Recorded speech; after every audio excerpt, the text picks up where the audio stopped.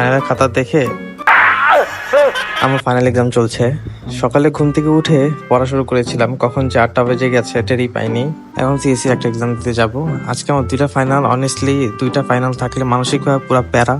আর কালকেও একটা এক্সাম আছে। এনএসসিতে প্যারা নেওয়া খুব নর্মাল। আমরা মিড এক্সামে মিড দেই, ক্লাসও করি, আবার কুইজ থাকলে কুইজও দেই। সো চাপ তো অবভিয়াসলি আছে।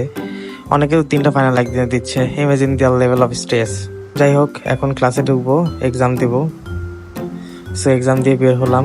কেন যে সিএসসি পড়ছি, সিরিয়াসলি এত স্ট্রেস, এত পড়া, ভুল তো হবেই। এনিওয়ে এখন বাসায় যাব, 2:40-এ আবার আরেকটা এক্সাম আছে। তো জাস্ট ফাইনাল দিয়ে বের হলাম। নাও আমার অ্যাসাইনমেন্ট সাবমিট করতে হবে, তার আগে প্রিন্ট আউট বের করতে হবে। প্রিন্টটা বের করে সরাসরি চলে যাব স্যারের রুমে।